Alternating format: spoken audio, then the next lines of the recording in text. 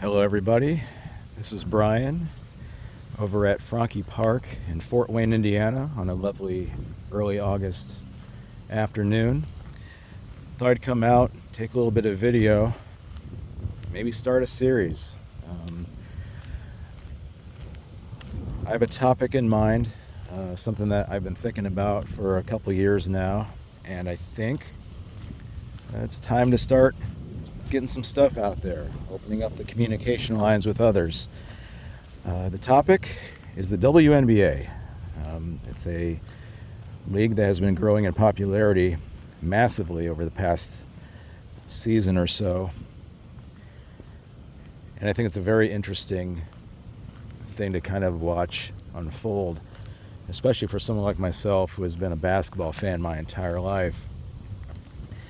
But I became very enraptured by this league. Unfortunately, not back in '97 when it was founded, but a couple of seasons ago.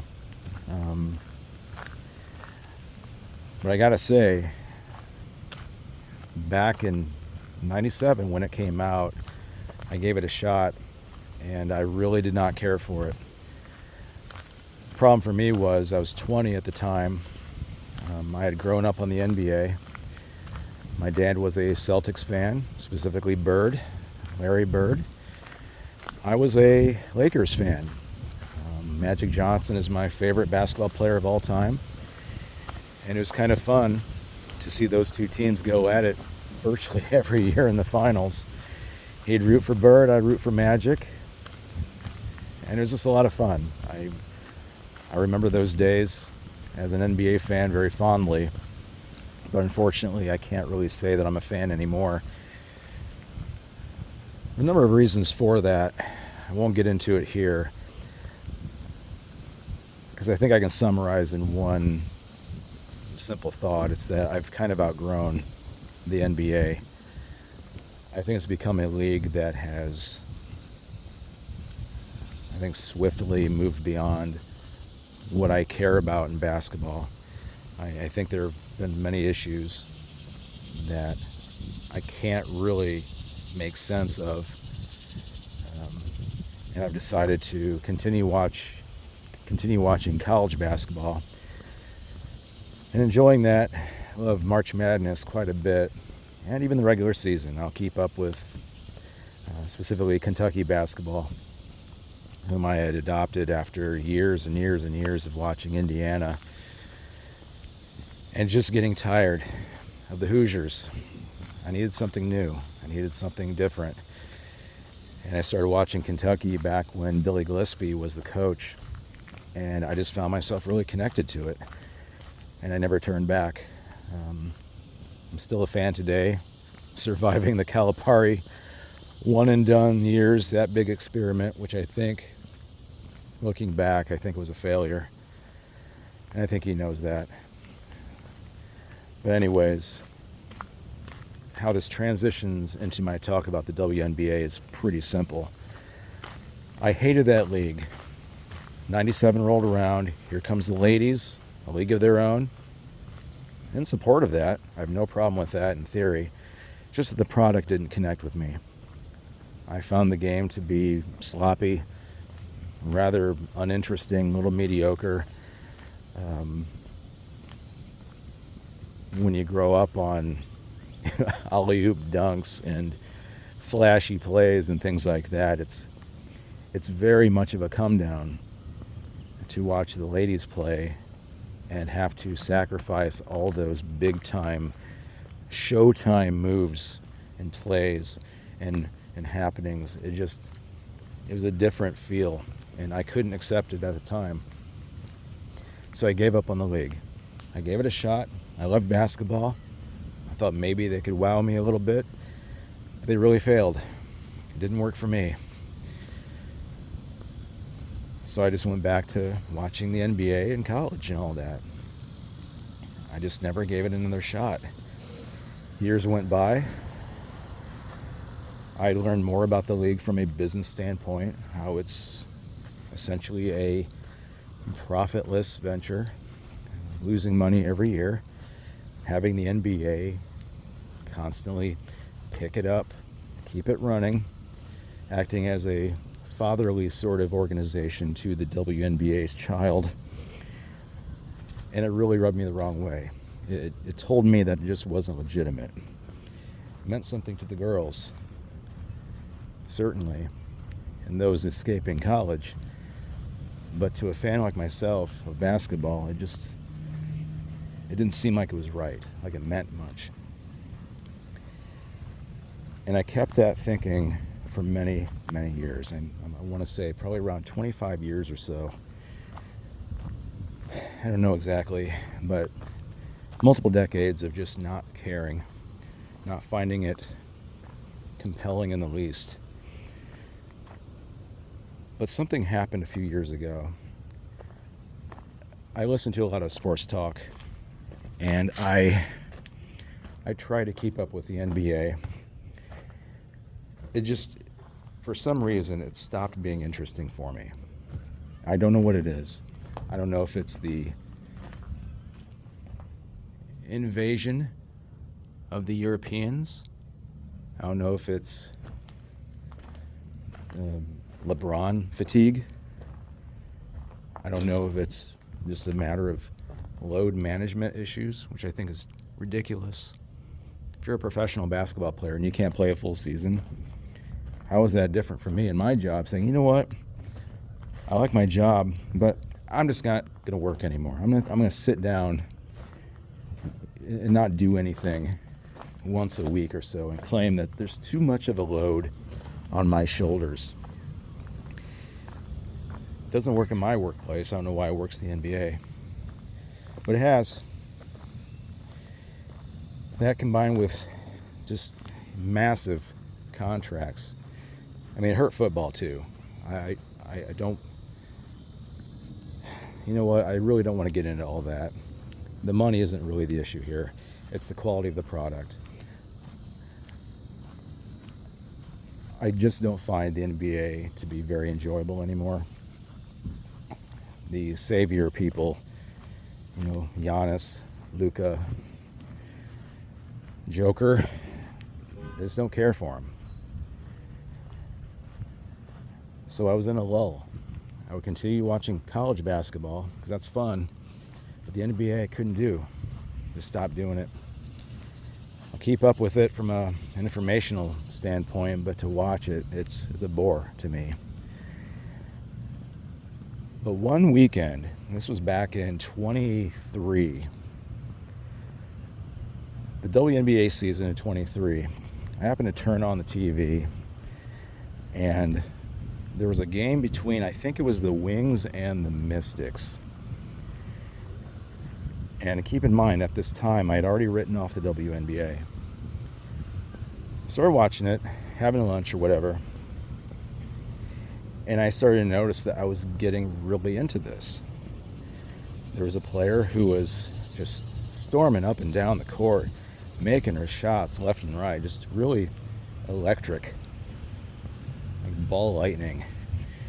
I just thought it was really, really cool. And there was a battle between this particular player and another one from Washington, and I was like sucked into it. It was awesome, a lot of fun. And at the end of the game, I was like, wow, I want to watch more of this. So I started to. So I would pursue the games, understand their schedule, and start watching whatever games would come up. It didn't matter what team it was. I hadn't had a team to choose from, really, because I wasn't interested. But now I was. I developed a particular fondness for what I was watching. It was different. Sure, comparatively, directly to the men, it's not the same thing. It's not the same game. But that doesn't mean it's worse. It doesn't mean it's not as good. But I liked what I was seeing.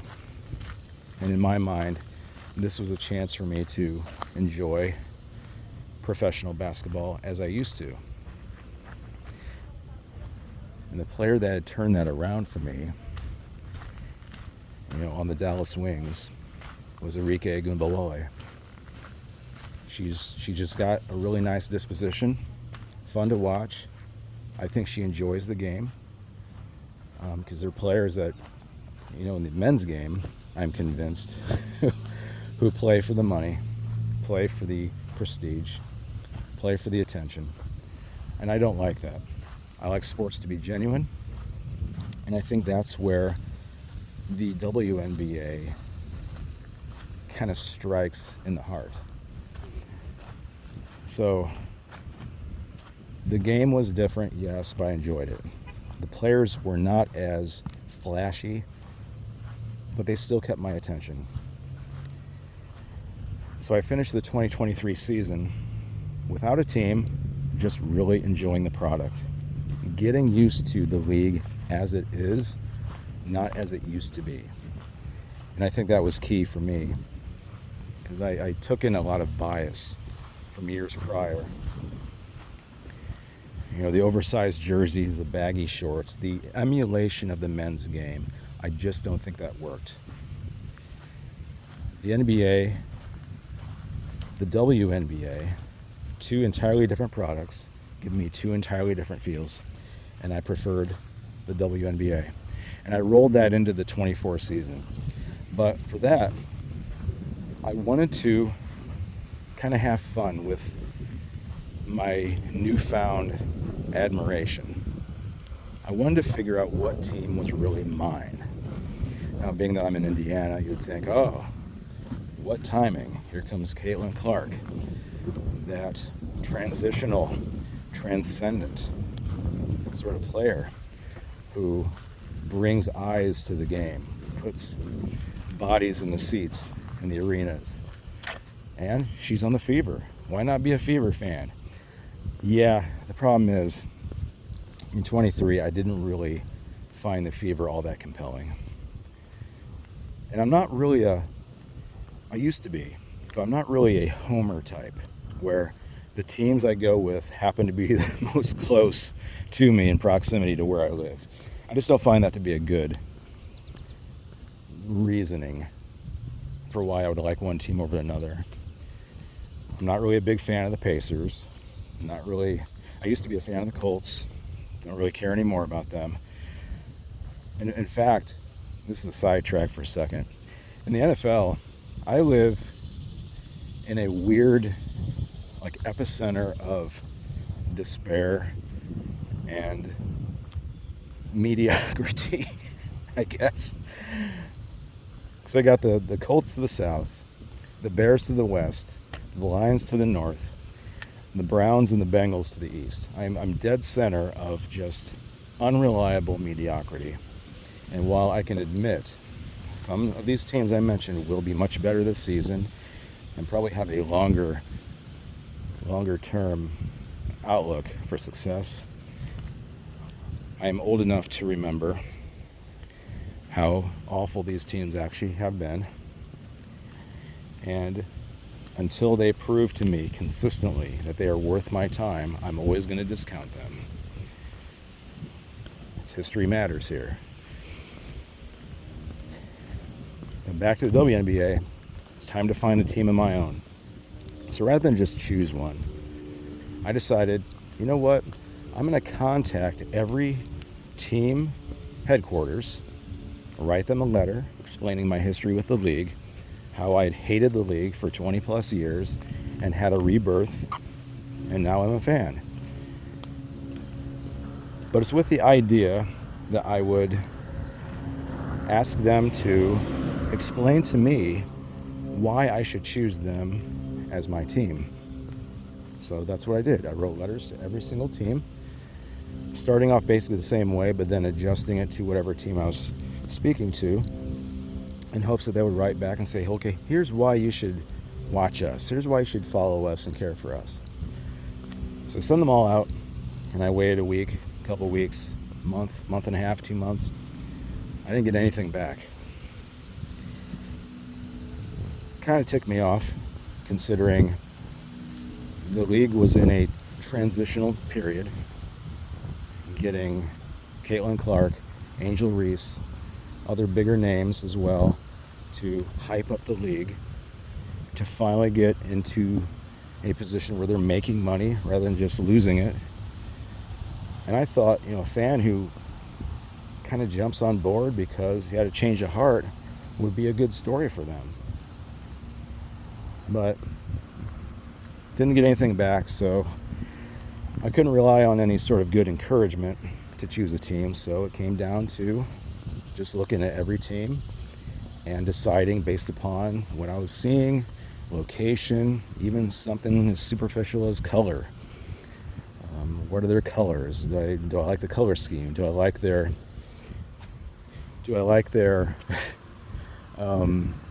their logo, their jerseys? Would I want to wear one of their jerseys?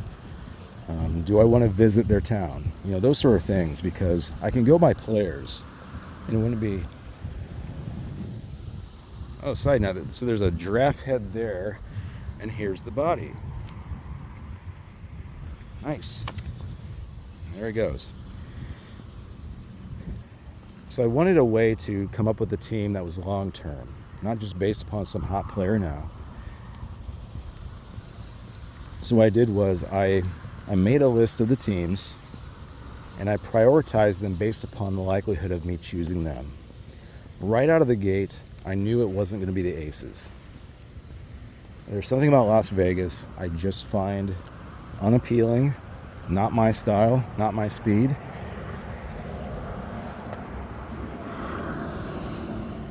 But if they had just written me back to say, hey, we love your story, glad you had a change of heart, here's why you should follow us. If they had done anything like that, that would have been kind of cool. I would have been like, hey, thanks for writing me back. I appreciate that. So I'm getting over here by the road. This is a brand new opening to this park here. I'm going to do a quick turnaround.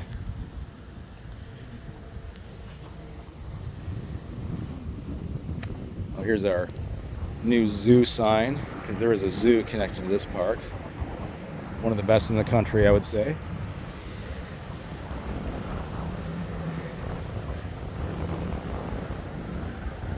So I discounted the Aces. I don't like the location. I don't like their name. I don't like their color scheme. I liked Kelsey Plum, and I liked Asia Wilson. I think those are two really good players, worthwhile players to follow and to root for. I do like them, but as a franchise, no. I kind of like their mascot, that rabbit, because mascot matters, believe it or not. I might explain why that is later on, or in a different video. Beyond the Aces, I was not too terribly pulled by the Dream. I like their name. I think it's a really nice effort for a franchise. But there's something about their color scheme. It didn't work for me. Their court is atrocious. That gray court, it's ugly. And their arena looks very, very small. Like it's not really legitimate. Like, they seem to me to be a franchise that's teetering on the edge of collapse. That's the way it seems to me. That may not be the case. It's just how it feels. And if I feel that way, I'm probably not going to invest in being a fan. Sorry, Dream fans out there, or Atlanta fans. You have some good pieces on your team right now, but as a franchise, I don't think I can trust it. So those two were I scratched those two off. Now there's a big glut of teams that kind of exist in the middle. So I want to skip over those. I want to go to the ones that I was leaning towards. And it started with Phoenix. I love that town. I had visited there in November of 23. And I really loved it. The downtown area did not disappoint me. The outskirts are just gorgeous. The transit. I just love everything about it. I had a great time. I had been there before on my own. That was to attend a convention that turned out to be a bit of a bust, but I just loved being there. So it was really nice to go back with my wife. But the problem with Phoenix is that I don't like their colors. I don't like their logo. I like their team name because it references the Heat, you know. But that chrome in the M, it looks like it's a reference to like old 50s cars. It seems dated and old and needs an update. So if you are a Mercury fan, which is totally cool, I'm generally in support of them. What do you think of that logo? Do you think it's time to upgrade? Here's a thought. Diana Taurasi is finally gone. She was, big time Mercury. And my thought, she's gone. Let's reinvent this team because they're really good. This season, I think they're really good, really solid. But that logo's got to go. I don't like it, and that's a very superficial reason for me to not be a fan. But I'm more of like I'll give a nod to Mercury fans. How about that? As far as the franchise, didn't quite hit it for me. Let's talk about the Connecticut Sun. I like their name, though it doesn't make sense in a lot of ways. If you forget about where the team came from and who owns them, and you just go by their location and name, sorry, I just don't think sun when I think of Connecticut. I think of, beautiful, quaint seaside towns, an old feel. I had been to Connecticut when I went to Rhode Island a few years back. Just kind of passed through, as it seems to be the case with these tiny little states. Whoa, a little butterfly almost. I like the area. I'd love to go back to Rhode Island. I went to Boston for a very, very, very short period of time as well, and that was fun. I like that area. Politically, not quite on board with it, but the people were really cool. Didn't have any problem with that. And Connecticut, it's kind of a cute little state. I wouldn't mind being a fan of them, but the problem is, when I started getting into the WNBA from the beginning of the season, not the tail end when I first started, Connecticut was really good. Alyssa Thomas is a fantastic player. My goodness. And I think Dewana Bana, she was on the team as well. Really great team. And I liked watching them. It was kind of cool. But for some reason, I didn't like that their name came from the Mohegan Sun, the resort, I think casino as well. There's something about that seems kind of janky. Not that it's illegitimate, but it just doesn't work for me. As much as I was in the dumps with the NBA, I kind of like the idea of teams being a sister team to an NBA brother team. And I'll talk about that here in a bit, a little more. But I kind of threw out the Sun. Didn't work for me, though I respected their play. I really did. But if you're watching the league this season, the Sun is just an absolute travesty. They are desperately in need of some realignment, I think. Some better players, for one. I don't normally walk back here. This is kind of new, this pavilion area. Kind of cool. Walking through a little parking lot before we get back to the path.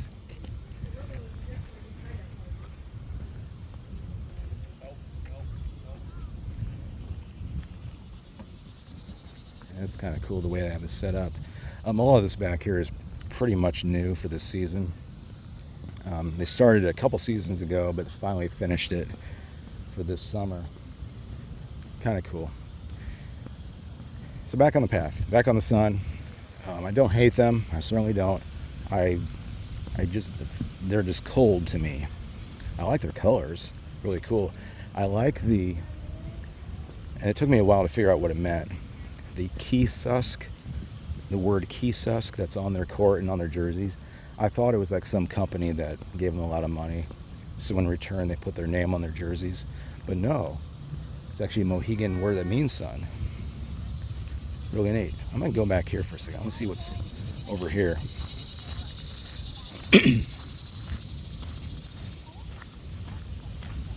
A little bit of a rocky path here to who knows what. I don't know what's back there. I have some new shoes on right now. I don't want to go back in the dirt. Excuse me. So the sun are out, but really close. So no Phoenix, no sun, no aces. I kind of threw out the dream for a number of reasons too. As I stated, Los Angeles, not a bad idea, given that I was a Lakers fan. This didn't connect. I watched a few of their games. I didn't feel it. I like their colors. I like the throwback to the old Lakers logo and everything. But didn't really work. Seattle's a tough one because I don't really like Seattle teams, generally speaking. I mean, it's way up there in the Pacific Northwest. Colors were cool. I like their name. At the time, Jewel Lloyd was a really fun player to watch for them.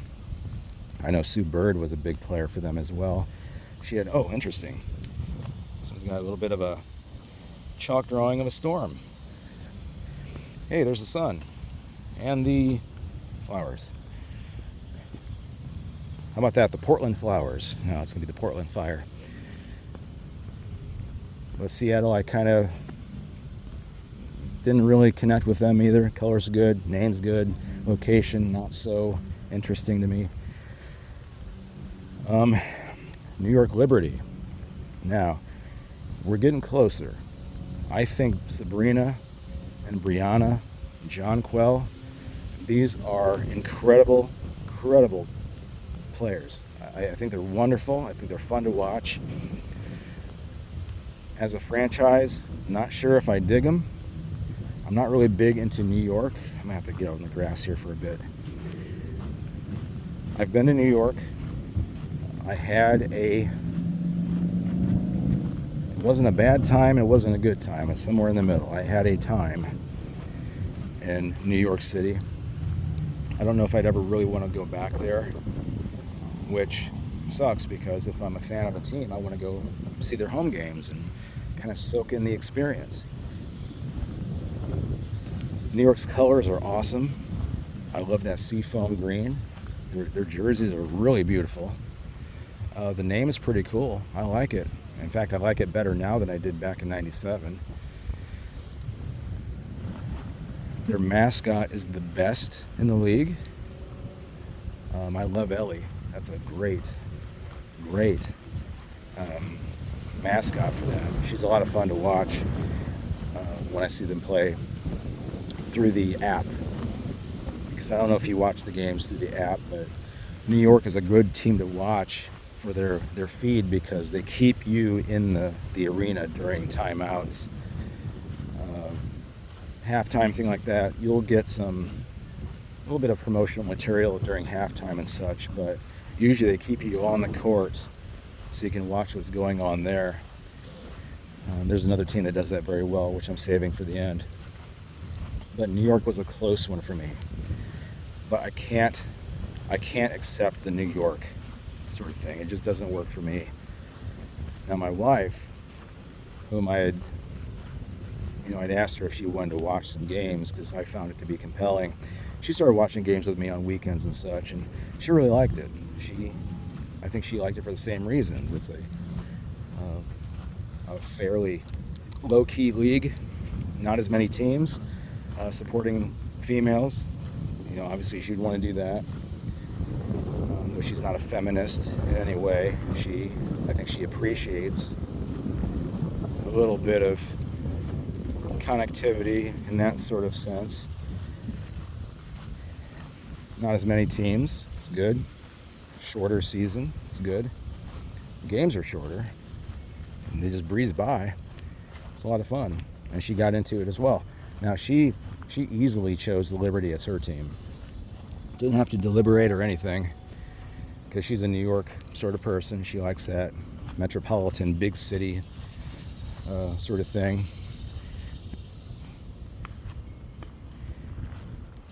So yeah, she chose the Liberty. That was an easy one for her. For me, I wasn't quite sure yet. There's still the Mystics. I like the name. That's way better than the Wizards. Ugh. When Washington changed from the Bullets to the Wizards, I thought that was just a cheap move. I don't know how anybody likes that. Is there anybody out there who thinks the Wizards is a good name for a professional basketball team? I don't. I like the Magic. That's a good name. And subsequently the Orlando Miracle. That was good for the WNBA. Unfortunately, they're defunct, as are many teams.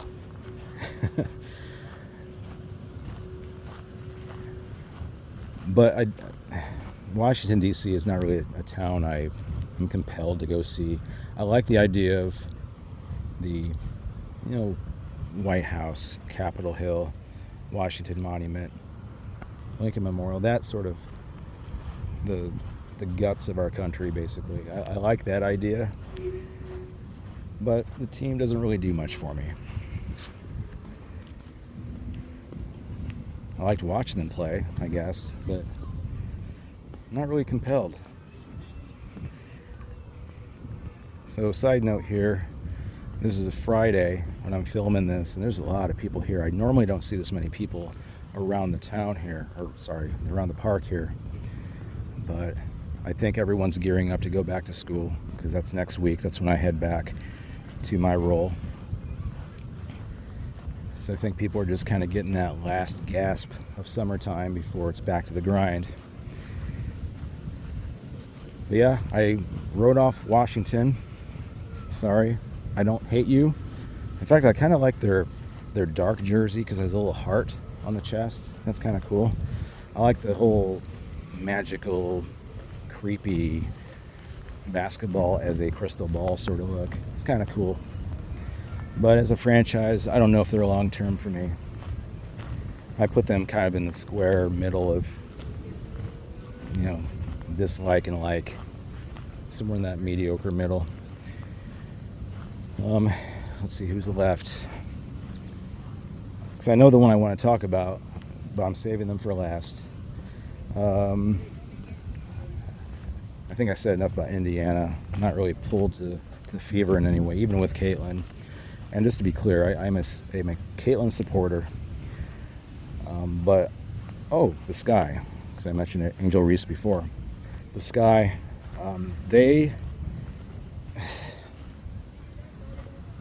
I don't know what the appeal is of that team for me, because there really isn't one. I've watched several of their games, and that first season with Angel Reese, very disappointing to me, given all the hype that was surrounding her and her connection to Caitlin Clark, which, looking back, may have been unfair.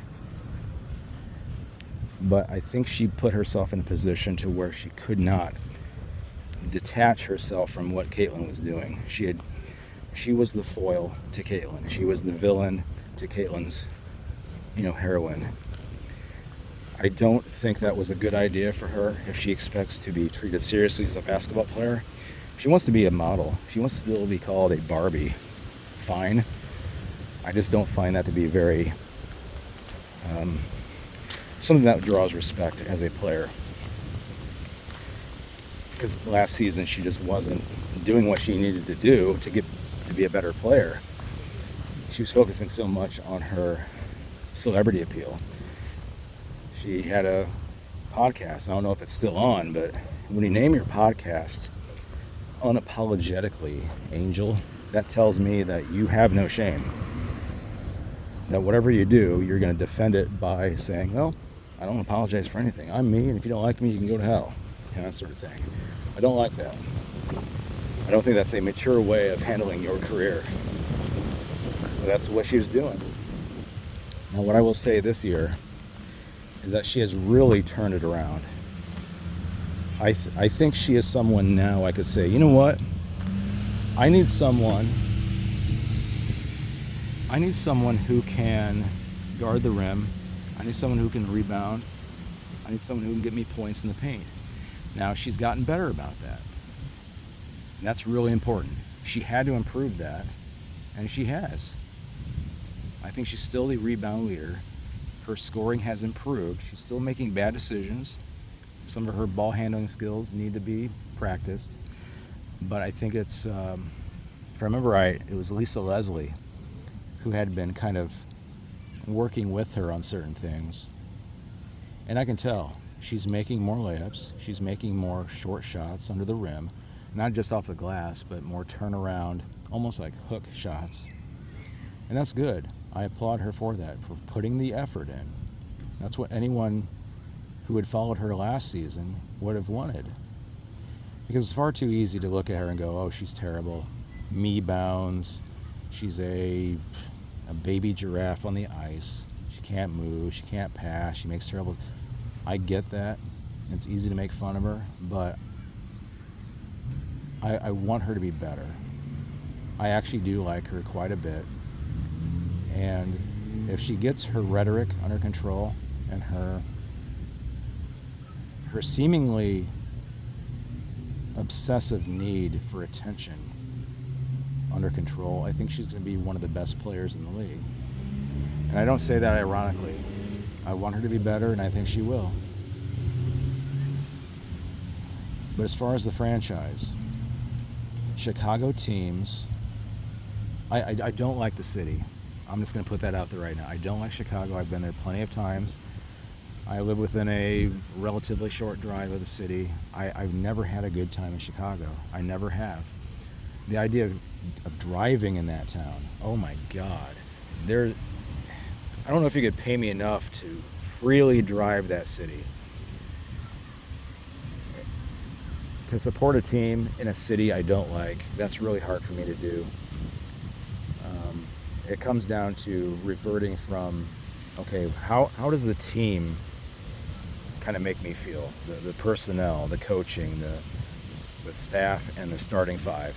It goes from that to how do I feel about the name, the location, and that's really the downside of them, because I like Angel, I like Camilla. I think Kia Nurse is a great veteran leader for that team, as was Courtney Vandersloot.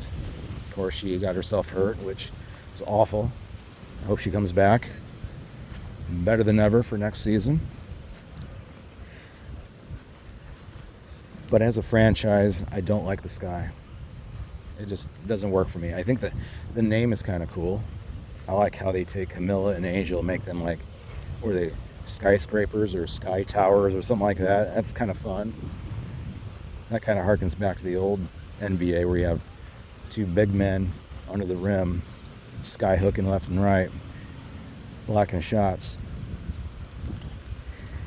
But I scratched off Chicago, so not Chicago.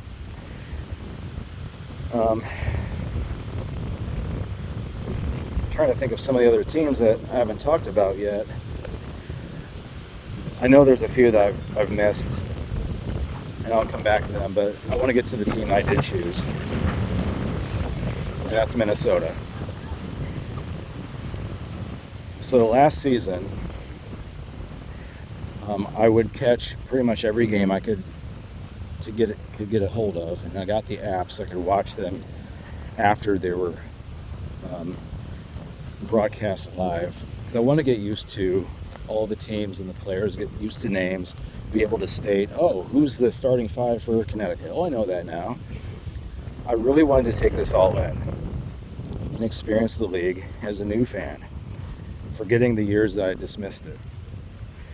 Minnesota just felt different.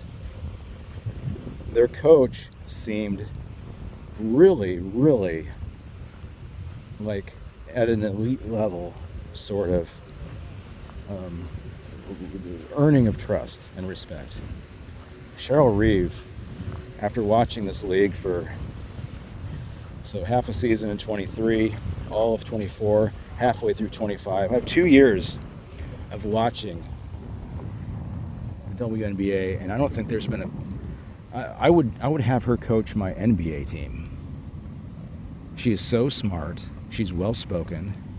She cares a lot for not only the tactical end of the game, but how to use players properly in the situations that the team gets into. She's just so good at that. I love listening to her talk about things and strategize and kind of reveal her tactical sense. But as a coach, she's just incredible. And the downside is, I wouldn't be surprised if at some point someone tries to reach out to her from the NBA and say, hey, can you coach our team? Well, as far as I know, she's also the head of operations, I want to say, for the Lynx. I might be wrong on that. She's more than just a coach. She's like a big wig for the franchise as well, for the team, which is good. I mean, that's dedication. But the players, my goodness, a well-oiled team, disciplined. They pass the ball. They look for a good shot. They're fun to watch. Their personalities are incredible.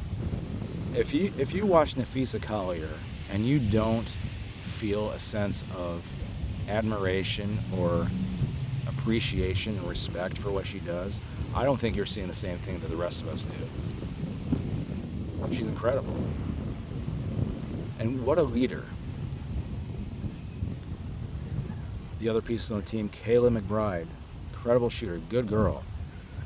She and I have the same, it's kind of fun. She has the same birthday as me, birth date, June 25th. Different years, of course. But I thought that was fun when I found that out. Alana Smith, she's weird to me. She's very weird in the sense that she's tall and lanky. She has an awkward gait to her movement. I would never really want to have her drive to the rim and then pass the ball off the ground to her, like a bounce pass. Because what she does is she'll grab the ball and she'll stop when she gets to the rim and then turn around and try to pass it out to someone. I want someone who's going to run to that rim and, do that layup, draw a foul, make the points, do that sort of thing. She doesn't really do that enough, but I have never seen a player so prone to being knocked around, falling on her front and back, looking in complete, utter pain and misery on the court than her. She takes so much for her team, and that is so compelling to me. It's weird, but compelling. She can block shots. Oh, when she blocked that Jonquel Jones shot when they played the Liberty a few nights ago, oh my goodness. I was hooting and hollering when I saw that. That was incredible. She plays her heart out, and she takes so many tumbles for that team.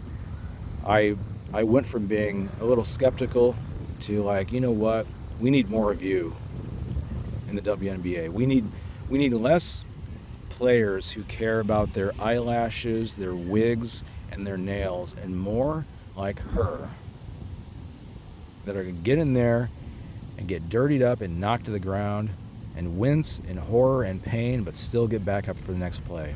She's incredible. I'm glad she's a Lynx. I really am. Bridget Carlton. I have my first WNBA jersey I bought when we went to Minnesota for a game. We went this season. It was kind of a late birthday gift from my wife to me. She got us some courtside tickets. Had a blast, absolute blast. The arena is fun. The fans are awesome. The team is great. I had never been to Minnesota before. I'd never been to Minneapolis, of course. My first time there. The city itself was fine. I think we had more time there to explore and do certain things. I think it would have been even better. But I want to go back. I want to go see the city and do more with it. I want to see another game. I had the best, and I've been to many Kentucky basketball games. That's even with, Anthony Davis, Michael Kidd-Gilchrist, those days. But I'd never had as much fun in a basketball game as I had when I was in Minnesota this season. And it's one of those things where when you get immersed in it, and you already have a little bit of an affection for it, and then you take it all in as a fan on the court, a fan in the stands, to see them with your own eyes, and you make that realization, you know what, this is my team. They could fizzle out next year, and that would suck, but I'm in this for the long haul. I've had my mind change on the league.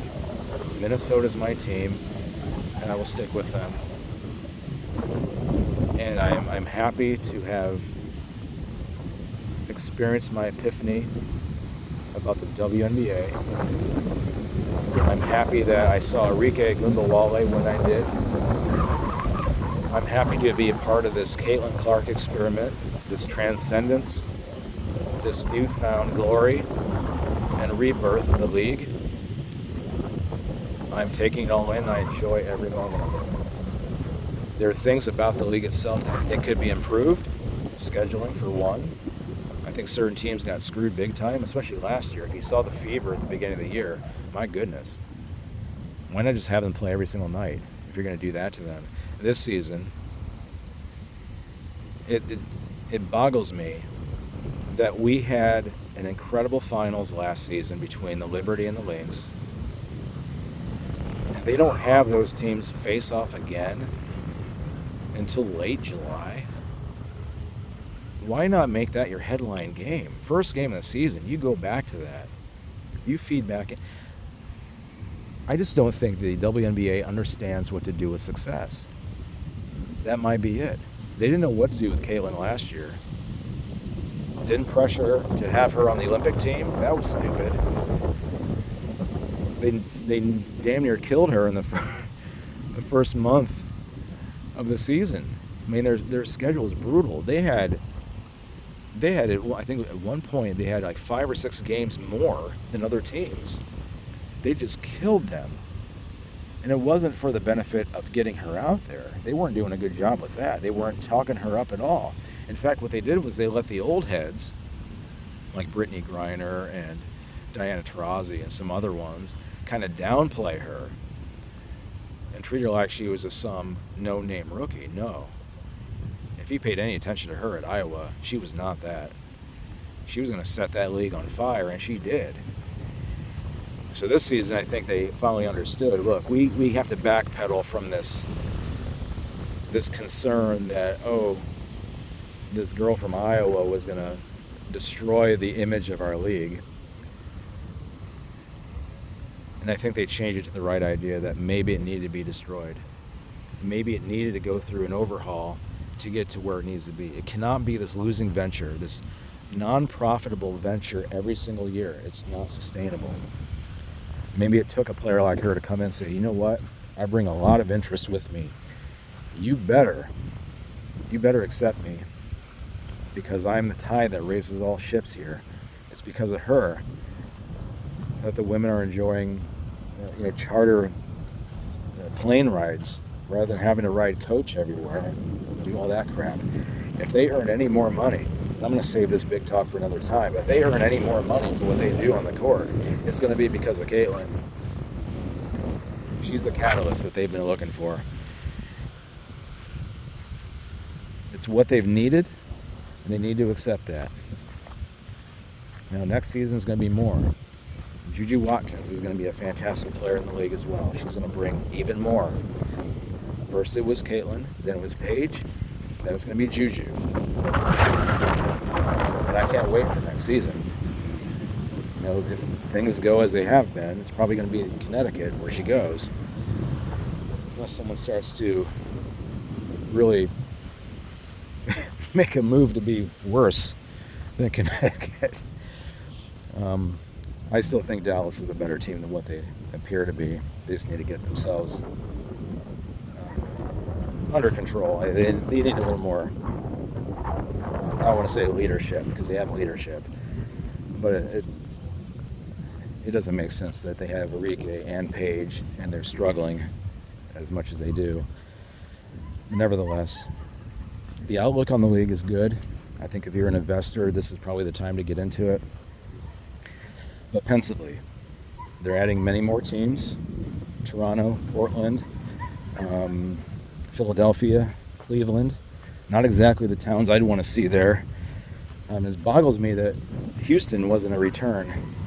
I don't know if it's because of Dallas already being there, but given that the Comets had more, even though they're defunct, they have more championships than some teams that have been around forever. Liberty just got their first championship, and they're still around, but the Comets had, 3 or 4 in a row, something like that? They're not even around anymore? Weird. It's a weird league. But I want to keep learning more about it. I want to go back in time and maybe catch some old games, get used to some of those old names I keep hearing from time to time, and just become a real fan. Not because of one person or one other event, but because I want the league to succeed. So I'm getting towards the end of this. I'm getting back to the car up there. So I'm going to hope to have more videos out, just me walking around places, talking about the league, maybe some other things. I'm not sure what's going to happen when the season is over with, what I'll talk about, but I want to connect. If you have any questions or if you have any comments, feel free to leave them in the comments section, and I'll address your questions and criticisms, whatever you like to talk about in a future video here and there. So until next time, have a good remainder of your summer, and do not litter in the parks or anywhere else, okay? All right, talk to you later. Bye-bye.